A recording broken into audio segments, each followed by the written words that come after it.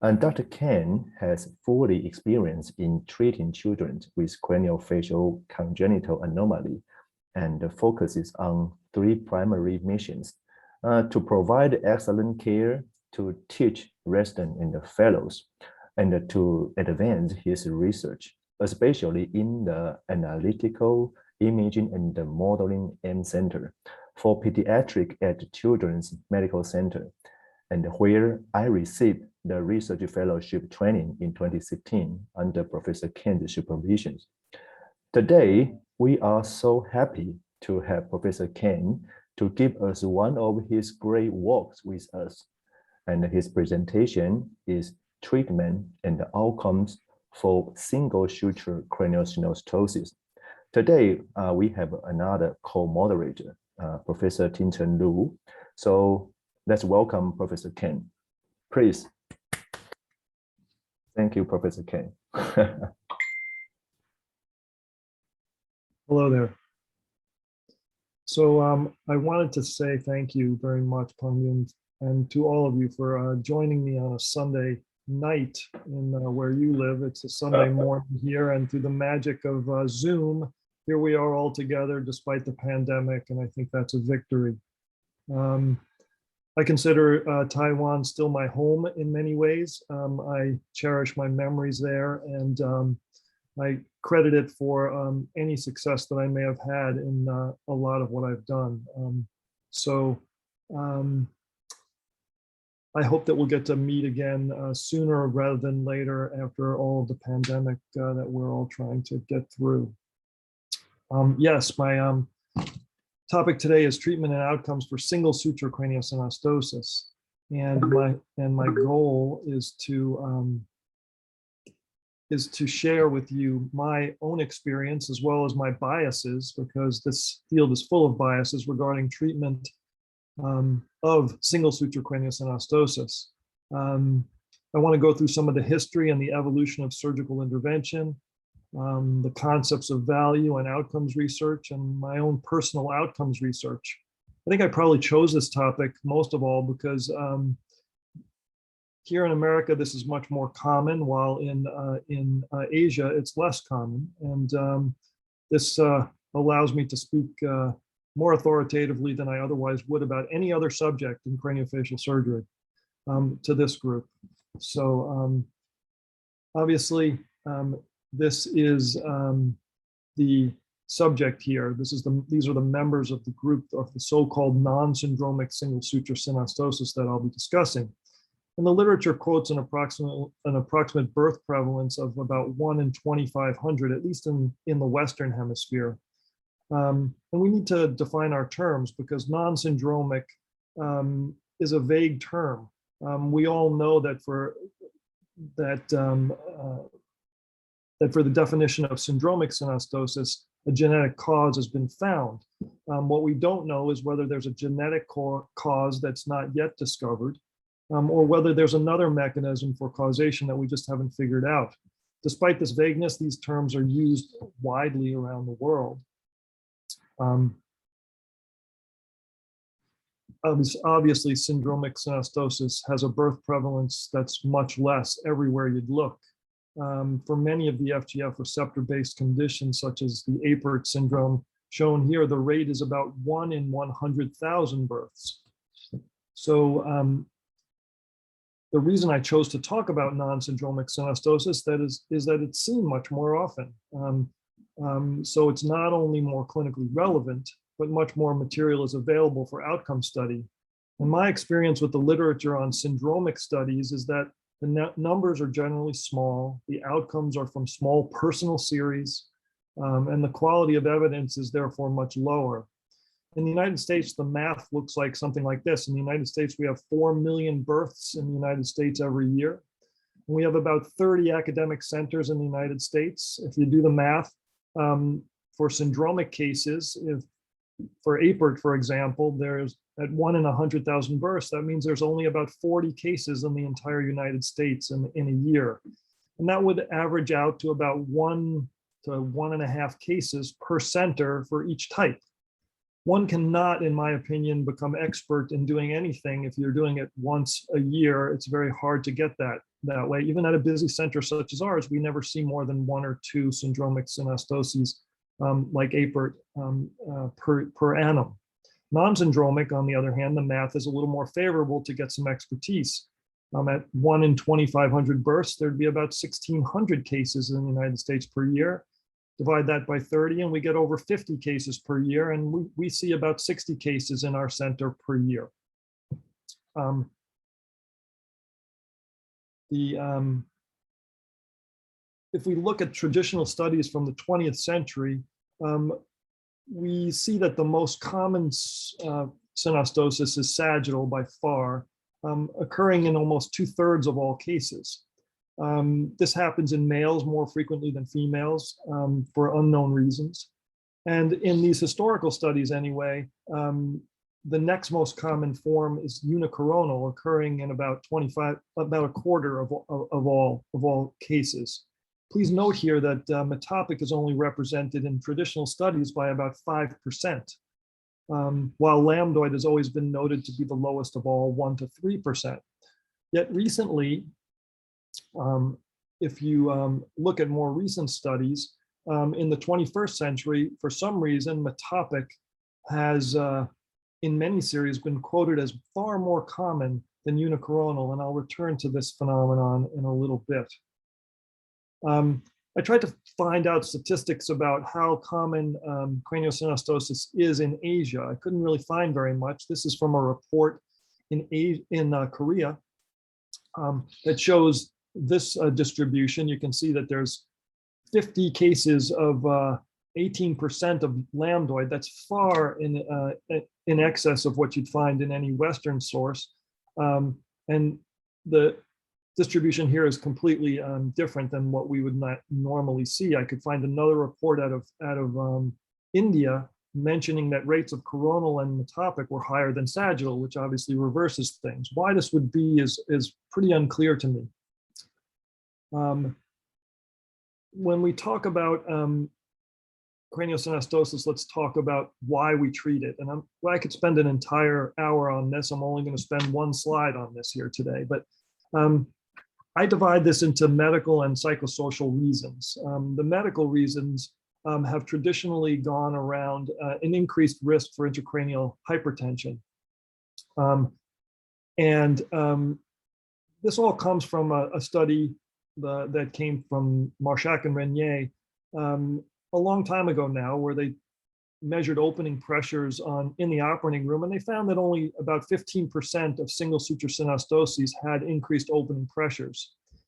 I think that the number is actually far lower than that. We check for papilledema in every case of synostosis that we see, and it's very rare to find it. The other rationale, medical rationale for treatment, has historically been a risk for neurodevelopmental delay. And I've been a member of the Infant Learning Project, which is the ongoing multi-center NIH-sponsored research on psychosocial outcomes in single suture synostosis. And if you read through the papers, the evidence is not really overwhelming that there are huge developmental differences. And even so, surgery has never been shown to improve a neurodevelopmental delay, meaning if you have a child who is showing some neurodevelopmental delays, to think that the surgery is going to improve it is not good thinking. It doesn't seem to happen that way. However, the psychosocial risks of an appearance risk is very significant, at least in our society. I see patients who come back with some frequency who were frightened of early repairs, and they come back and the child's experiencing pressures in schools, teasing, bullying, self-concept issues, which is a big deal in the world in which we live right now. And they want to have repairs later on. This is not true everywhere. I was surprised when I was in India a few years ago, and I was giving a talk on synostosis, and a surgeon in the back of the audience raised his hand and asked me why we operate on these patients, because their appearance isn't a problem in his country. I didn't know whether that was true or not, but that's what he represented. And so there are cultural influences that may be at play here. In any case, let's move on to individual synostoses. I'm going to spend most of the time talking about sagittal and metopic synostoses, but this is the presentation that we often see with scaphocephaly, with frontal and occipital protrusion and AP skull elongation. And when, if we go back to, my own studies here that I participated in my history here, in 2007, we described that there were reproducible patterns of sagittal synostosis, meaning they aren't all the same in terms of their appearance. You can see here that there were 4 sort of archetypes of patterns of these presentation. You had a bifrontal bossing presentation, a bitemporal protrusion, occipital protuberance, and coronal constriction. And while, over time, while I believe that these descriptions are valid, and I think these patterns hold, for me, they don't really help me much, at least in deciding how to treat the child surgically. I tend to treat them all in the same way. Here's another image from the paper showing the spectrum of differences that are noted in 2 patients with both photos and with CTs. And you can see that the pattern is quite different. They have some similarities, but there's quite a bit of heterogeneity in terms of how they look. One thing I'd like to sort of frame the conversation with is that in terms of treatment, we could talk endlessly about so many different possible treatments, but I want to focus attention on the 2 major strategies that have evolved for treatment. And those have always been really 2 flavors. One is craniectomy, and the other is calvarial vault remodeling. By craniectomy, what I mean there is that I obviously refer to removal of bone without replacing it. You don't put it back. Here, one allows the growth forces that are associated with brain growth to drive the shape correction. So you're assuming that the brain, maybe through the dura, is transmitting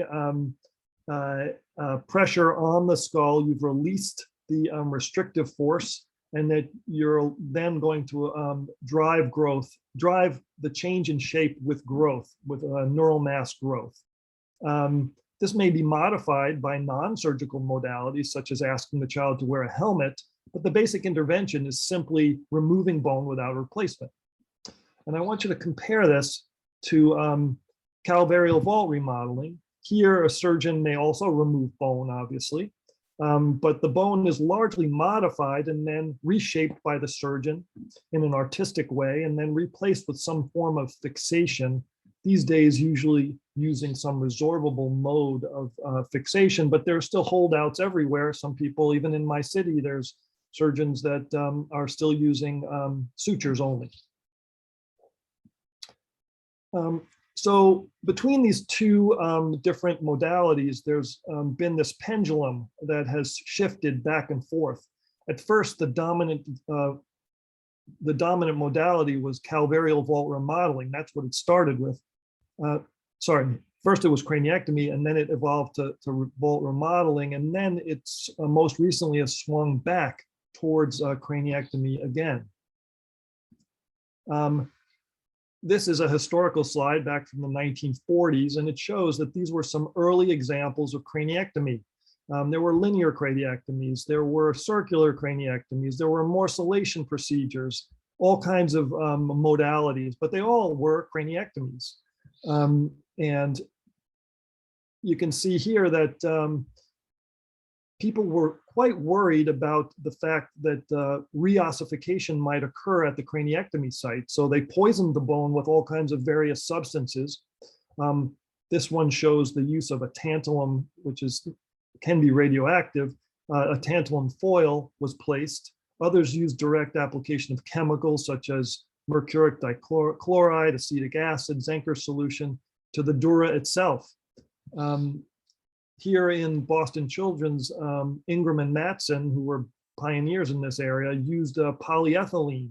So they put in polyethylene. And when I started my career, back when I was a resident, I remember removing some of this polyethylene later on.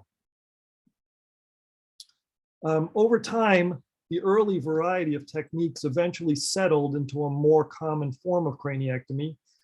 This often took the form of a sagittal strip craniectomy with barrel staves, as is pictured right here on your screen right.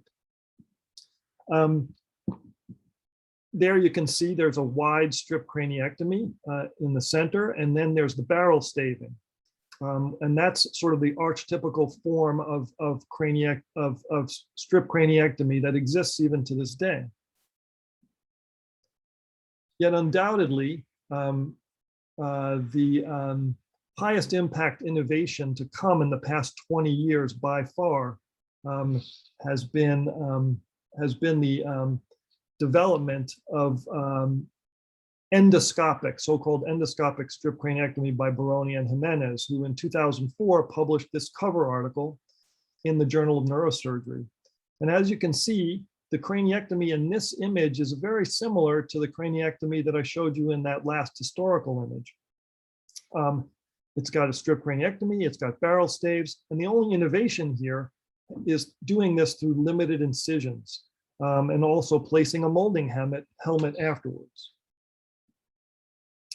The main elements of the Jimenez-Baroni technique, this was published in 2004, as I said, and over that 6-year period, they had 140 patients. The age was young, 3.6 months. The OR time was about an hour. The blood loss was small, about 30 cc's, whereas open techniques is usually over 200 cc's. There was, they quoted a 9% transfusion rate, and they said good results. And they quoted their outcome measure as being cranial index, which is a fairly crude measure of outcome, but 87% had a normalized cranial index. We'll get into that in a moment. I believe that the key principles of limited incision craniectomy, whether it be for sagittal or otherwise, is that it's done at an early age.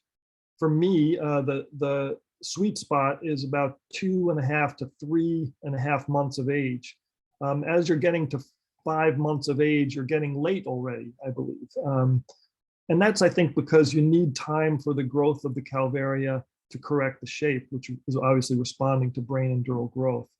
I usually ask families to wear the helmet until at least a year of age. For unicoronal and metopic, I'll ask them to wear the helmet until they either are a little bit later, meaning I'll usually ask them to wait until they're 14 to 16 months of age if the child will tolerate it, if they're not taking off the helmet themselves. You try to use limited incisions, 3 to 4 centimeter incisions at Bregman and Lambda, at least for sagittal. And this whole idea of endoscopic use is interesting because when I was in St. Louis, our neurosurgeons liked to use the endoscope. They were comfortable with it.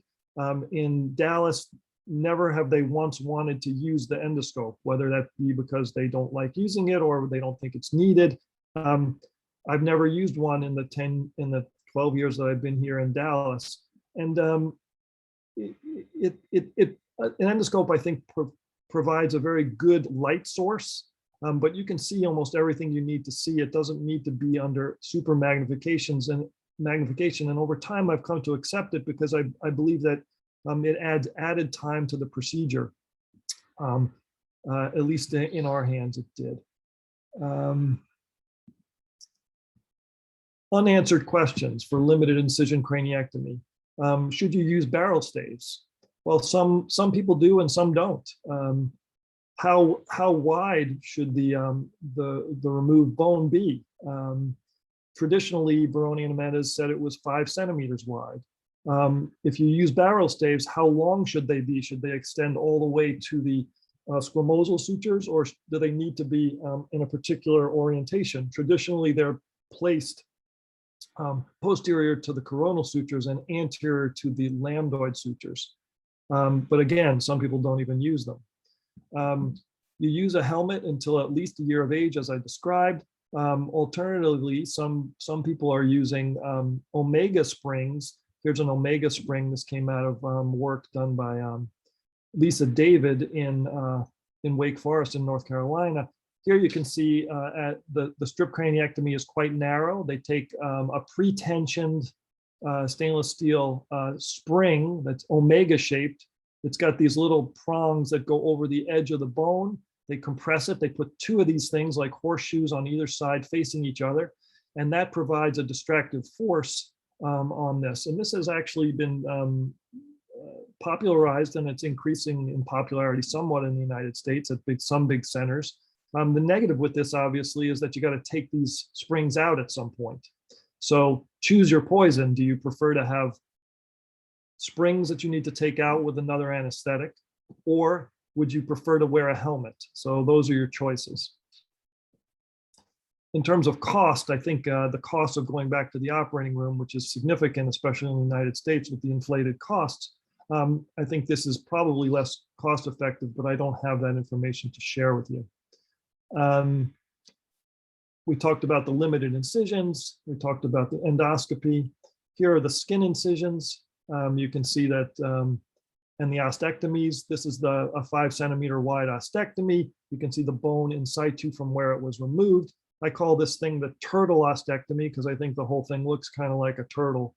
The skin incisions are about 3 to 4 centimeters wide. One is just behind the fontanelle, and the other one's just above the point lambda. And what you get with this technique, this is from a paper that I'm going to show you later that we published. It shows, it's actually from Dr. Cho's paper. You can see that there is improvement in head shape, and it happens fairly quickly. But the most interesting thing for me is how the posterior height seems to increase way more than you'd otherwise expect. You can see on this image how you're getting, instead of this occipital protuberance, you're getting now a vertical elongation of the occiput. And of course, that would not be reflected in a cranial index calculation because the cranial index is obviously calculated in a very different way. What you're seeing is the skull width increase at the vertex. You're seeing less frontal bossing, less occipital bossing, and a shorter AP length in general. So again, while it's clear that the limited incision techniques have caused the pendulum to swing in the direction back towards craniectomy, there are many surgeons who do not wish to change back from calvarial vault remodeling. I can't speak for them, but my impression of what those who don't like this technique feel is that they believe these techniques either are not sufficiently tested, despite being used for over 20 years now, or that the appearance results are inferior. I think it's fair to say that while craniectomy has been widely accepted for sagittal synostosis, it's been less so for unicoronal and metopic. And at the meetings, you see this sort of battle between those who use it and those who don't. Those who don't use it say, we see a lot of kids who have to come back and do secondary surgeries. That, in my experience anyway, is very low, but everybody points out to a single case, and it sort of devolves into what typical craniofacial surgery kind of conversations are, which is in my experience versus in my experience, which is not all that helpful or information based. If we talk about the history of vault remodeling, it started, there are so many options, but this is a popular one called the pie procedure, which is similar to one that I used at first before the advent of the strip craniectomies came back. And this was advocated by John Jane. Basically, you're removing a pie-shaped segment of bone, and you're attaching you're removing parasagittal strips, and you're attaching the remaining strip over the sagittal suture to the frontal bone, which then gives pressure and pushes out on the parietal bones. There are those people who believe that frontal remodeling is all that's necessary. Don't touch the back, just do the front. There are those who believe the opposite, that you need to do the back and the front will remodel. People get pretty creative. There are creative spiral osteotomies that have been published. I mean, it's all over the map. You see these finger joint kind of osteotomies that are designed to expand and leaving a small resulting defect in the bone. And things can get rather exotic. If you look at this report from Japan, you've got a morcellation procedure, and in the center of each morcellated component, they put a little piece of hardware that carries a stainless steel wire that is attached to this helmet, and they're distracting each one of these individual segments in order to do things. A custom halo was applied. So this, and they ended up with a pretty good result, you can see here. But that is a lot of operative time and a lot of intervention for that procedure, I might imagine. One other technique that has now sort of gained popularity is this Melbourne technique, which was published by John Miro when he was in Australia. Now he's at Boston Children's, but it's been employed by some. I use a version of this technique for children who are too old for craniectomy plus helmet. So a ton of different options here. When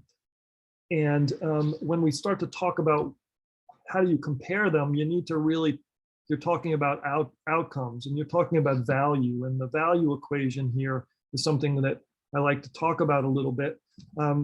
The value equation basically talks about benefit over cost, quality over cost. I break it down in English to this: how you feel about what you get is equal to what you get over what you pay for it, right? So, but the question then becomes, from whose perspective do you look at value? Is it from the child's perspective? Is it from the parent's perspective, the surgeon's perspective, or the community in which the patient lives? And every one of these elements has its own biases, which makes outcomes analysis challenging. If we look at surgical biases, which drive a lot of things, your own training, your own experience, and then we talk about economic pressures or the turf where you live. If you're a neurosurgeon and you're doing this alone, you might feel very differently about this than if you're a plastic surgeon, because in America, a plastic surgeon can't do a craniectomy by themselves. They're not qualified, they're not allowed by the hospital to do a craniectomy. You can't do a craniectomy alone. You have to have a neurosurgeon in the operating room. So it's not that surprising that neurosurgeons like craniectomies, but plastic surgeons don't like them as much, or didn't like them as much, because they were afraid that they would economically be challenged. So let's talk about some, I want to give you an example of this surgical bias here that I think is interesting. Cranial index, as I've talked about, is a popular outcome measure. Is obviously width divided by length. It influences outcome. For this is a slide from a paper back in 1991, and it shows that the cluster of each one of these dots represents a patient with sagittal synostosis. You can see that all of them have a cranial index that is below the expected normal, which is in the 80 to 85 range, whereas their mean was about 67. So that's what you see in sagittal synostosis, and you'd like to correct these kids up into this zone sometime. That would be your outcome measure. Well, during my training, well before Baroni and Jimenez introduced an endoscopic craniectomy, one of my plastic surgery mentors preferred to perform a calvarial remodeling alone. And he worked with a neurosurgeon who performed, he actually didn't work with that neurosurgeon. There was another neurosurgeon in the department in the same hospital who only did the craniectomies. And they didn't work together. So one surgeon was doing craniectomies by himself, and the other surgeon was doing the calvarial vaults with another neurosurgeon. So this plastic surgeon did a study comparing outcomes. And on the left, you can see that subtotal calvarial remodeling that was done with the plastic surgeon plus the neurosurgeon. And on the right, you can see the extended strip craniectomy from the neurosurgeon alone, which is not at all different from what Baroni and Jimenez recommended, for their endoscopic treatment. And what you see here is that that the extended strip craniectomy had more cases, but the post-op results show that the extended strip craniectomy did not end up with a cranial index that was as beneficial as the percentage of children who ended up with the calvarial vault remodeling having a normalized cranial index. So the plastic surgeon and the results of the paper concluded that calvarial vault remodeling is the winner.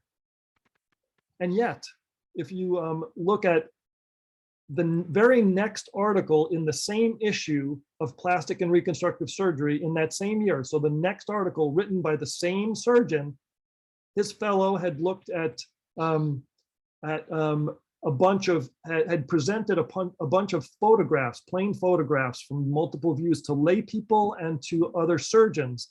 And they found that head shape was normalized following surgical correction by either extended strip craniectomy or subtotal calvarectomy.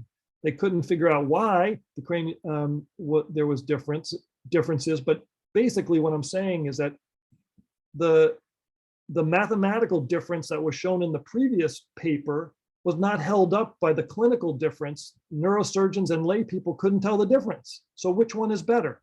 It's hard to say, and that all involves biases.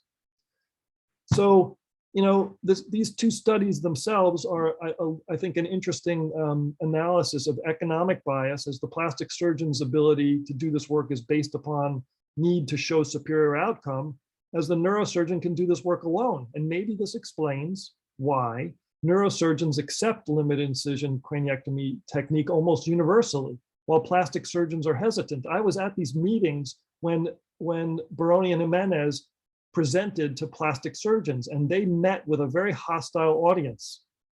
But when they presented to neurosurgery audiences, they were warmly accepted. And it's very interesting.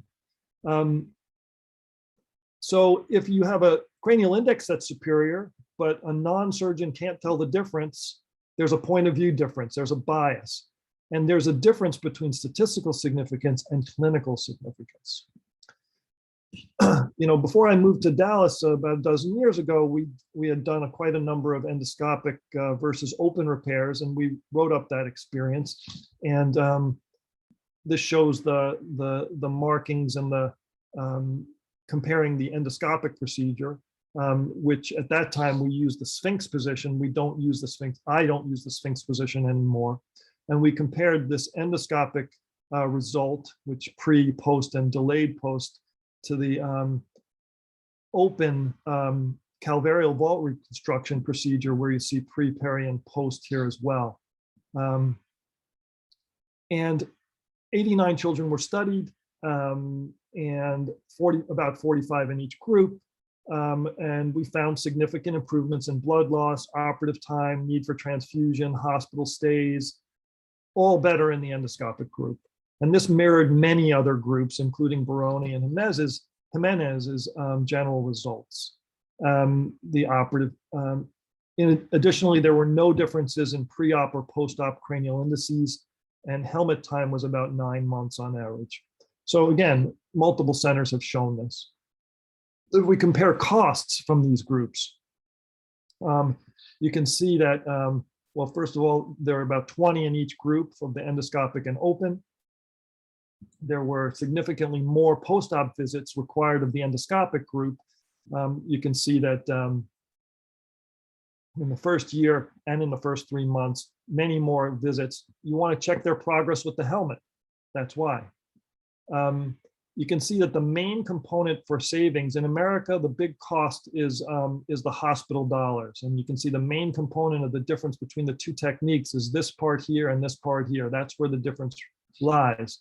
The helmet costs, the cost per the visits, and the professional fees that the doctors receive are all a very small difference. The big difference is the hospital cost, because the hospital stay is much longer.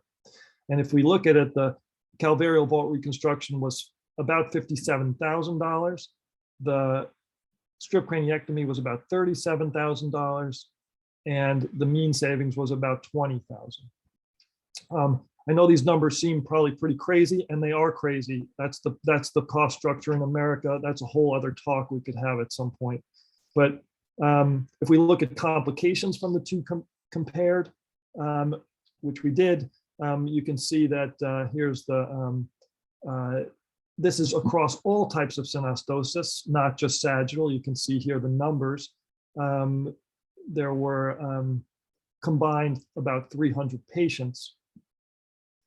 We compared surgical complications as listed here to durotomies, to medical complications. And basically, this is a busy slide, but you can see that there were many significant findings here. Most of these relate to the decreased EBL, transfusions, procedure lengths, lengths of hospital stay were all, as I've already described, improved with the endoscopic.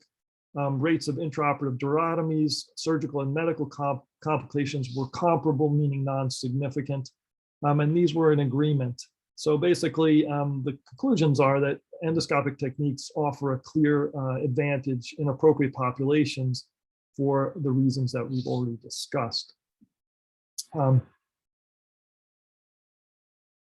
imaging lab in Dallas, with lead author being none other than the great Dr. Pang-Yun Cho, who is our dear host today, looked at head shape changes over time in sagittal synostosis using 3D technologies. It's actually rare to find outcome studies that describe the entire head shape instead of picking just a single measurement such as cranial index. And those changes that I described earlier, you can see in this slide here. Over time, you've got an average at time of procedure, an average with time, and you can see what's happening. You're getting much greater posterior vertex height here, as well as the other normal changes that we talk about. But it's important to use these whole head techniques because they really do demonstrate the changes here much more clearly, I think. And in this image, you can see heat maps describing exactly the quantity of change that you see. The red areas have more change. The less hot areas are in lighter colors.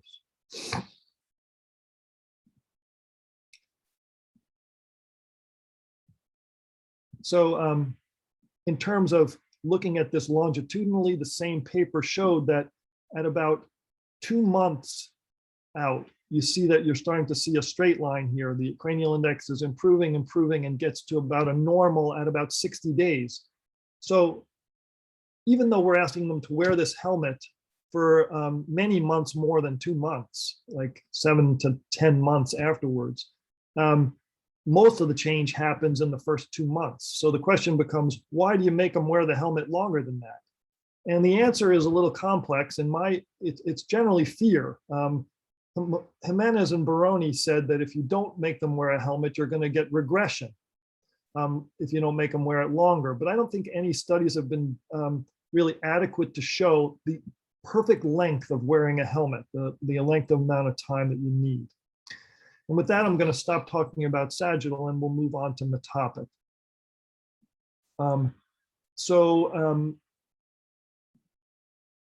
You may recall that earlier I pointed out the traditional studies of prevalence showed that unicoronal was more common.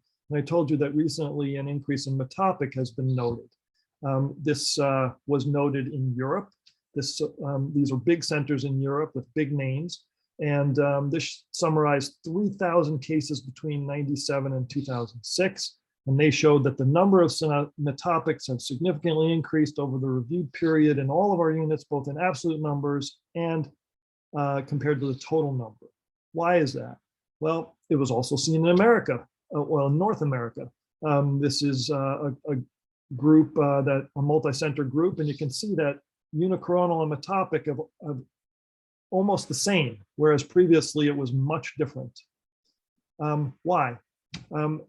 I believe that this is because the degree of frontal orbital deformity occurs along a spectrum, ranging from true metopic synostosis, which we see on the top of the screen, and benign metopic ridge, which you see on the bottom of the screen. Here we're seeing the amount of orbital frontal deformity is much less in the benign metopic ridge, especially along the superolateral orbital rims. But I believe that what's happening here is some surgeons have a lower threshold for operating, and I believe some of them are operating on this, which I believe does not require any surgery. And in fact, if you watch these kids, they do just fine without a big operation. They do fine, but there's even between here and here, there's a wide spectrum that needs to be accommodated, and everybody's threshold for where they're going to decide to do surgery is quite a bit different. You can see this spectrum here, normal, and this is a metopic ridge, and there's true metopic synostosis. But between these two, there is quite a difference. It used to be thought that metopic suture closed at about 2 years of age. Over time, it's been shown, as in this study, that that's not true. The age at which a suture closes can be pretty early, and this shows that over 30% were closed at 3 months of age, and half by 5 months of age, and almost all of them by 9 months of age. So, they concluded that 3D CT scans showing a complete closure of the metopic suture at an early age could not be considered evidence of metopic synostosis, which I believe people were using as a rationale for surgery. We tried to get at this a little bit in our group with this paper where we developed a machine vision learning algorithm capable of separating these two clinical entities automatically. What we did was from CT and 3D stereophotogrammetric images, we found a way to automate the curvature in different areas, where you see that, like in this, you see that there's red. That means that there's heavy curvature in this area. And laterally in blue, you're seeing there's more concavity. This is convexity. So by looking at these two areas in particular, you can separate these two entities very clearly. You can see here that out of this paper that the red, the algorithm is able to sort this thing out very clearly. You can see below this sort of diagonal line, all of these were observed patients. The black dots represent patients that were observed, and these represent patients that were that had operation. And except for 1 or 2 cases, they perfectly match what actually had surgery. The algorithm demonstrated that there were different morphologies between these groups, but the problem is that until surgeons can agree on indications for surgery and agree on a threshold, and I don't think a surgeon in a place where they're less conservative is going to be willing to submit to my interpretation of what my threshold is, and that's what the algorithm was trained on. So here we are still with the same issues. If we talk about comparing head shape outcomes, we tried to do this in a similar way. We using the two techniques, meaning whole head techniques. We had 63 patients, and we found that between the two techniques, if you look at this image, on your left, you've got the strip craniectomy, and you can see that we do these cases in a much younger age. This is the average head shape to start, and you can see that the average head shape to start in a frontal orbital advancement is bigger. The child's older, because you don't do this until they're older if you're going to do it open. And you can see over time what happens to the average shape. You're ending up 2 years out with a contour that is comparable, and I'll try to show that. Now, you could say that maybe this is still a little more square in this area, maybe so, but I don't think it makes any bit of a clinical difference in terms of to families. Here's again another viewpoint of the same data.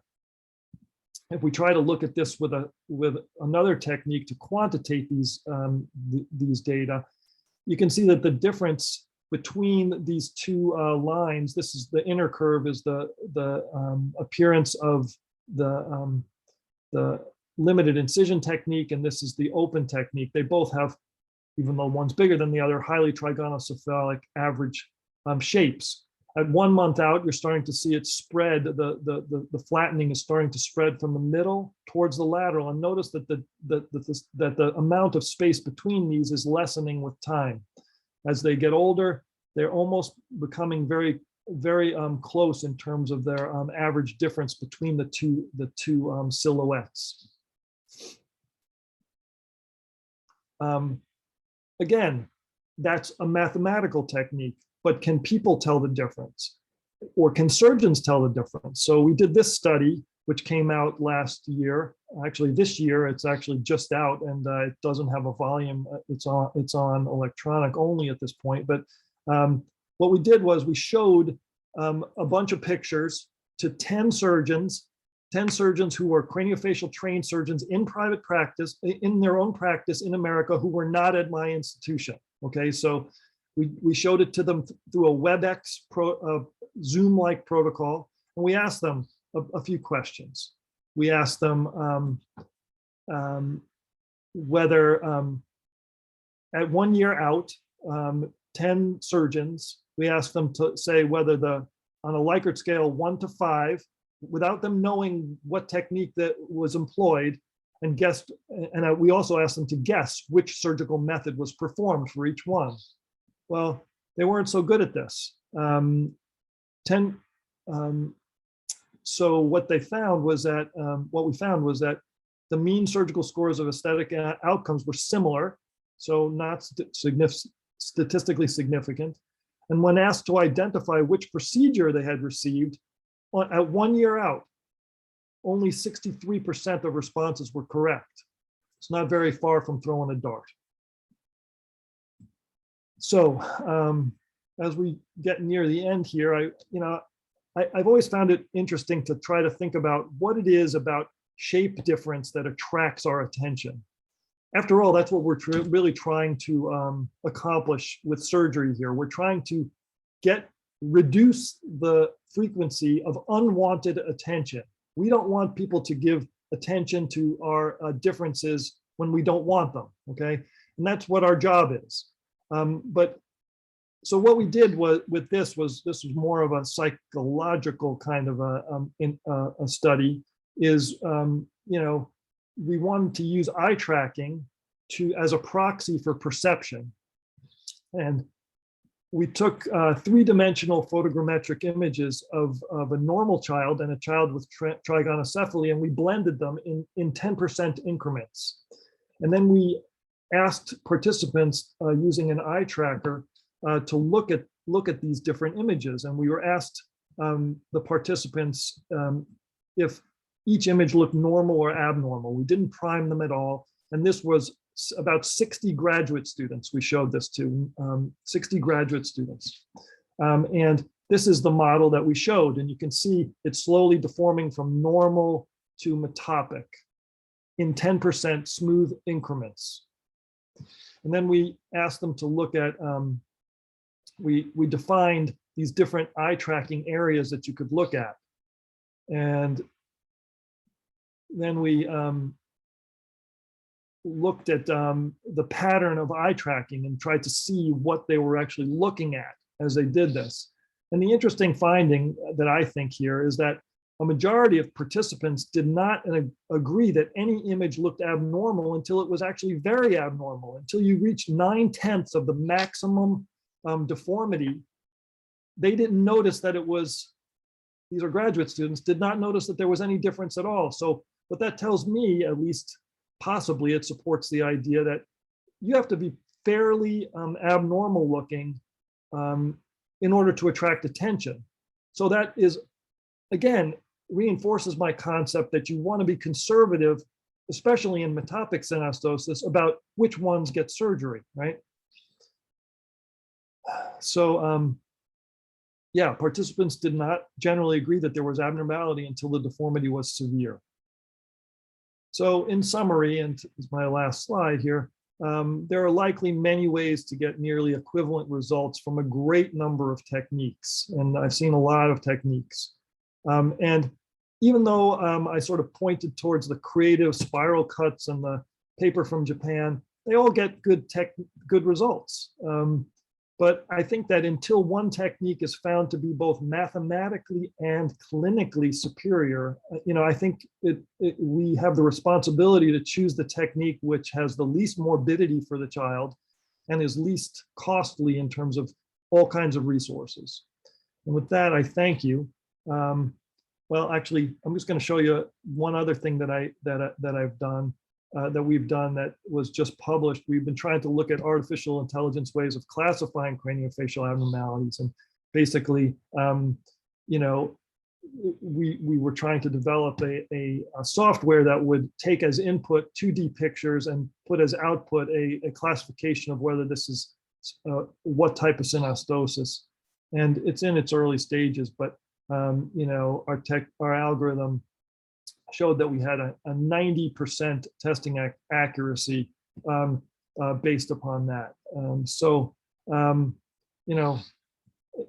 This is the way things are going. I think ultimately there's going to be a method by which you can classify and diagnose these things, and maybe some of this spectrum of threshold of surgeon preference will go away, but maybe I'm just too hopeful. And with that, I'll allow questions. Thank you, Professor Kane. Thank you for your great talk. In the meantime, I think Professor Ray Chen and Professor Low is online together with us. So we collect we collect some questions for you first. I have to say thank you for you first, because all of you have presented remind me of all those beautiful times when I was in Dallas. Thank you very much. Okay, first question is do you treat the mild or moderate metopic synostosis? No, I definitely don't. The problem is that if there are 10 craniofacial surgeons in our city, if you take the same patient and you go to the 10 different places, you're going to get a very different result about whether or not they need surgery or not. And you can simplify this and say that maybe there are economic biases that lead more people to do surgery. Maybe if you're in private practice, maybe you have to you have a different motivation. You can say all kinds of things. You could say that maybe they really believe that these surgeries are needed. It's hard to say, but no, if I make an error, I usually make an error out of omission. I usually am very conservative, and the patient really has to have a very trigonocephalic classic severity in order to get a surgery. Okay. The next question, would you do the surgery for metopic synostosis with small head and the development delayed? Yeah, the thing about it is it's reasonably hard to discern whether or not a child has developmental delay at the age that you'd be doing a strip craniectomy. I certainly think that any developmental delay is worrisome and needs to be worked up. Whether they've got a small head or not, you do have to be careful in children with small heads, because sometimes there's a pattern of sutural closure based upon a problem with microcephaly, meaning if the head is so small, if the brain is not growing, the sutures are going to close. And all the sutures are going to close. And doing an operation on that sort of a child may do nothing to benefit the child. But if it's looking like a single suture pattern of synostosis, then yes, I probably would do it in those circumstances. Mm-hmm. Mm-hmm. Okay, and how do you treat those suture synostosis without scaphocephaly? It's pretty rare. It's pretty rare to have a child who has no scaphocephaly and has sagittal synostosis.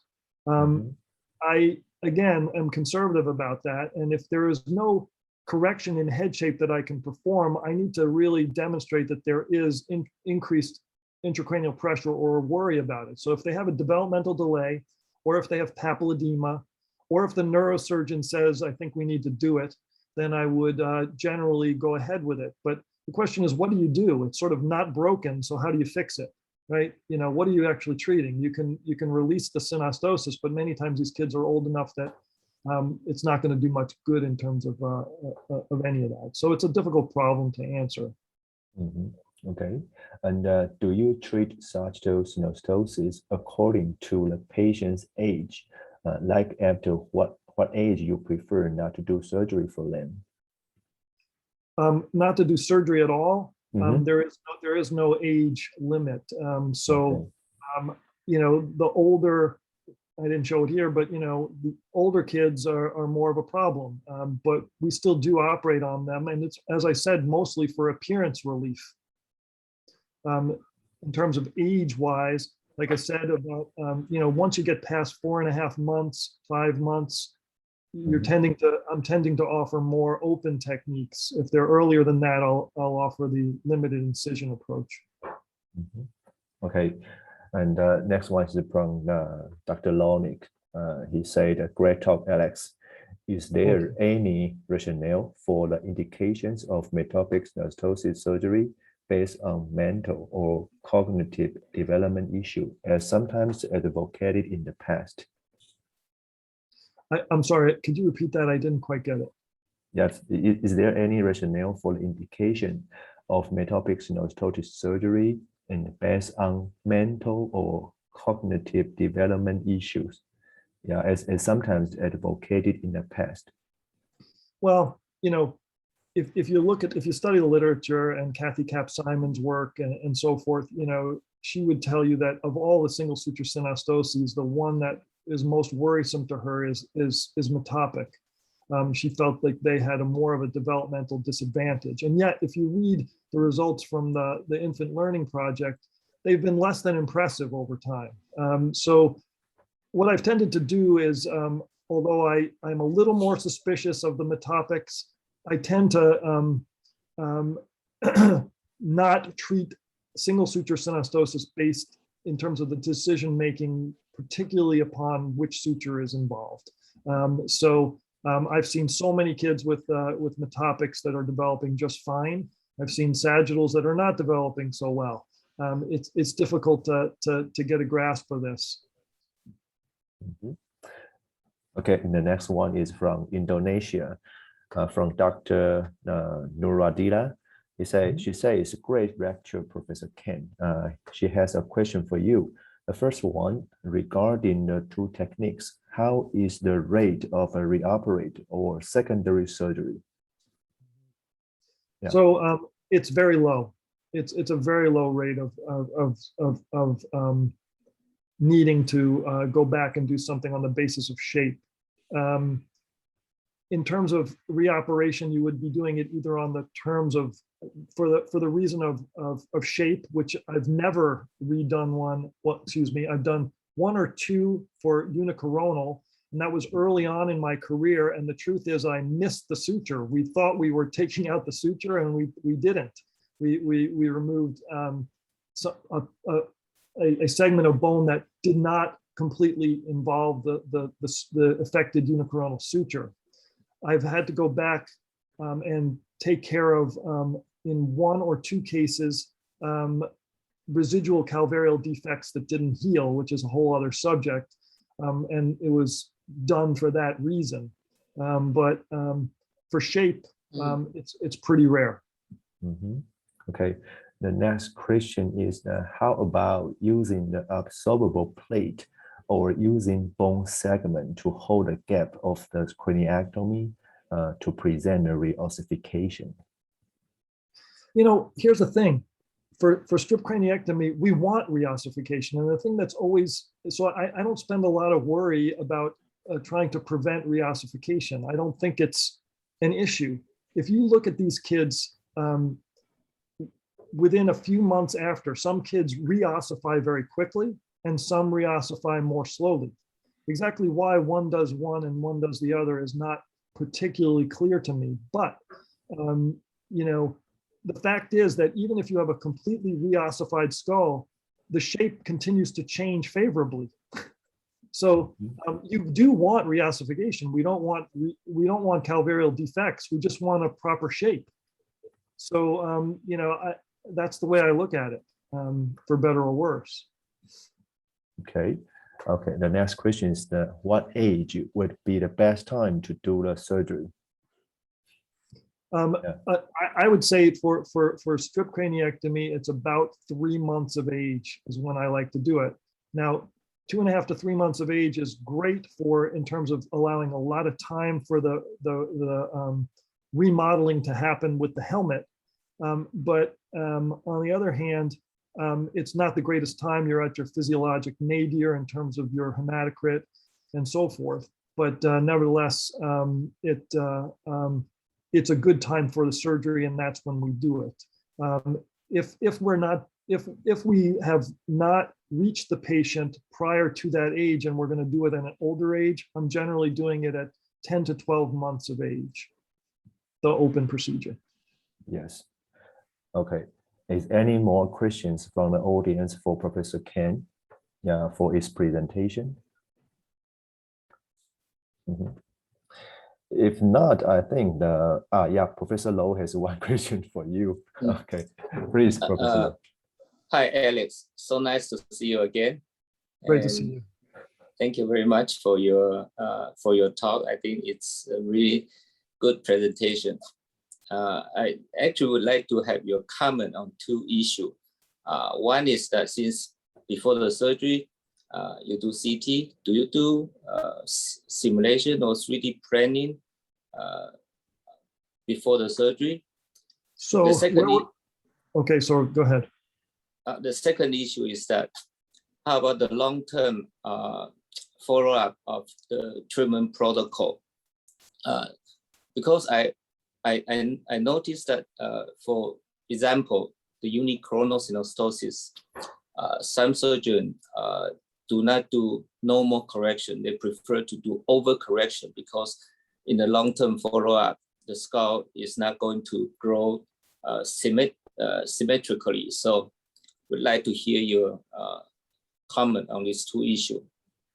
Sure.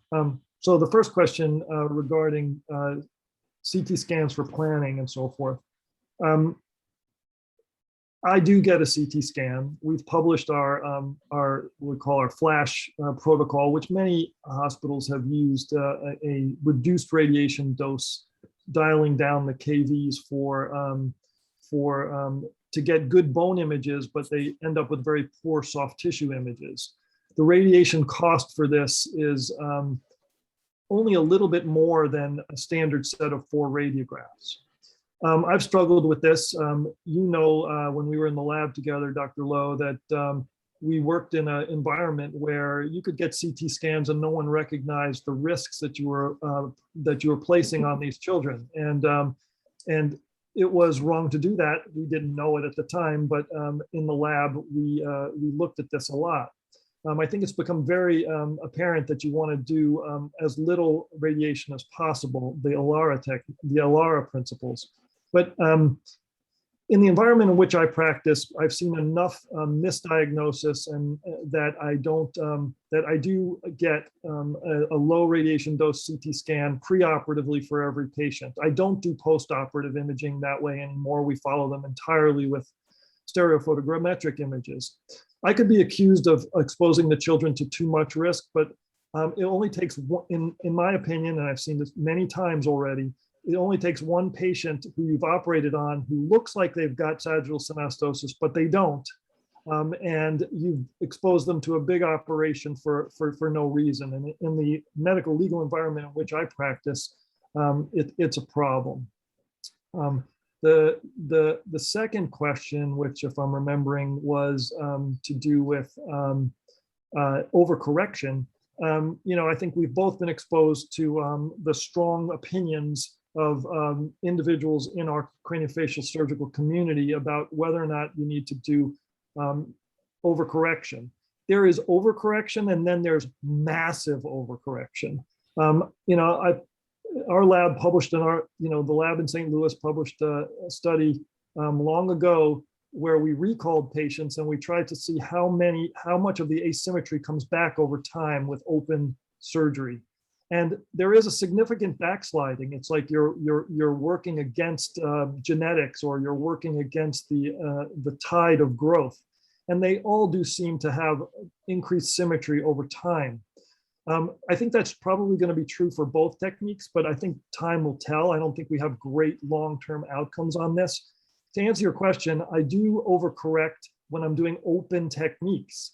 I overcorrect, but by a little bit, not by these massive overcorrections. First of all, I have a hard time closing the scalp if I do a mega overcorrection. And I think you're trading one problem for another. You're making the kid look crazy for many years beforehand. And so I don't do the mega corrections. And no, I don't use the CT scans for planning in the average case. Thank you. Okay. And yeah, let's welcome Professor Ray Chen to give us some comment for Professor Kane. It's Thank so you. good to see you, Dr. Chen. I'm really happy to see you. I just say thank you very much that I'm happy to see you. Thank you. And skin.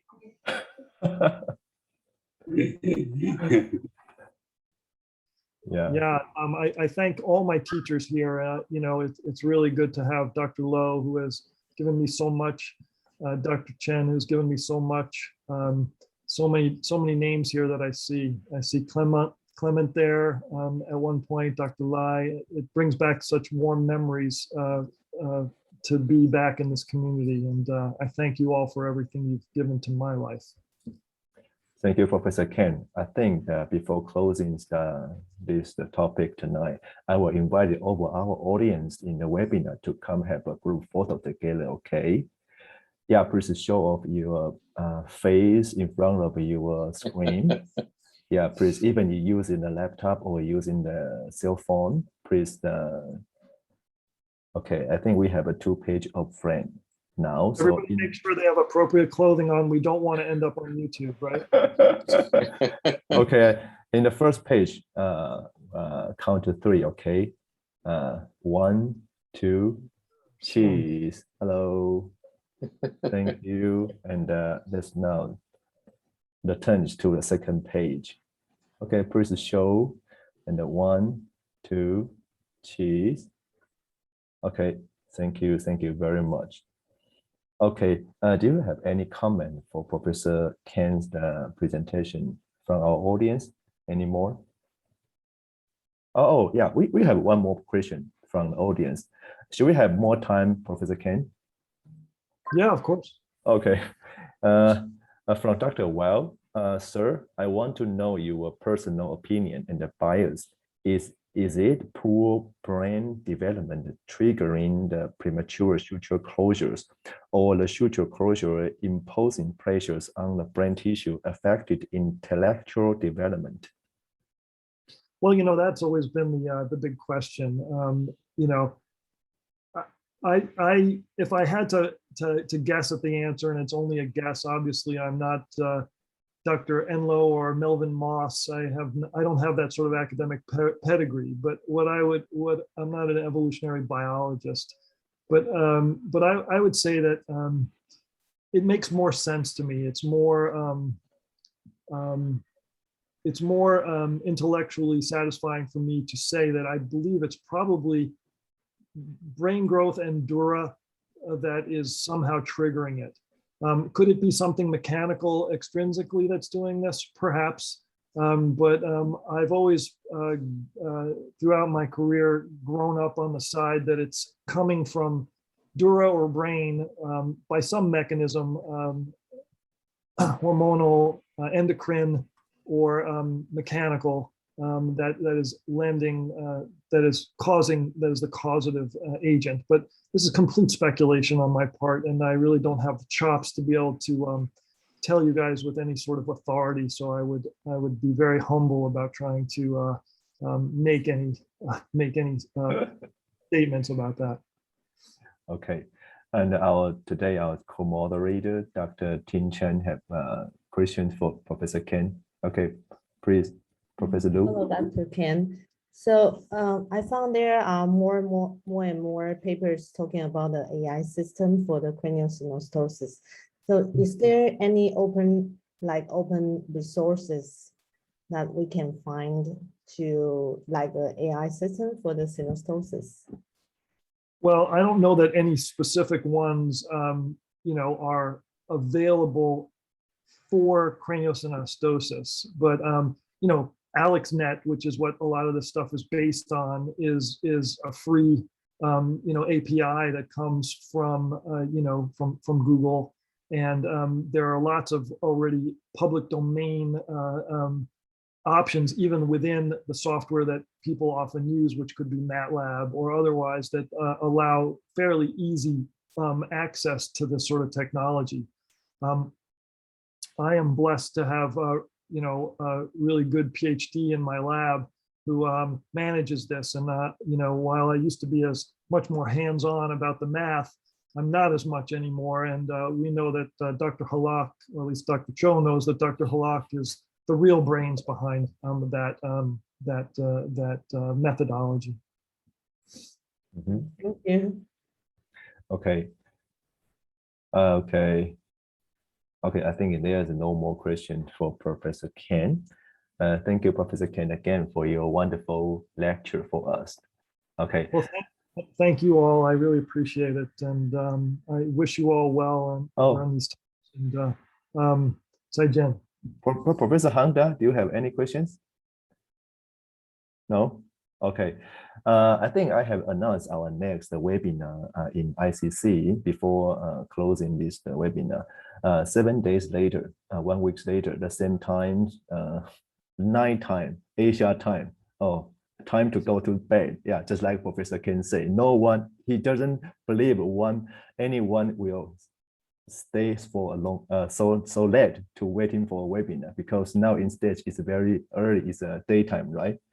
Okay, so 7 days later, Professor Ben Rabin Lai from the Kaohsiung Chang Memorial Hospital will give us a special lecture. For the topic is the alveolar bone graft for the cleft patients. So we are looking forward to Professor Lai's speech. Okay, good morning and good evening again. Thank you for all from the world, and thank you, Professor Kane, again. See you. Bye-bye. Bye-bye. Bye-bye. Thank you, Alex. Bye. Thank you very much.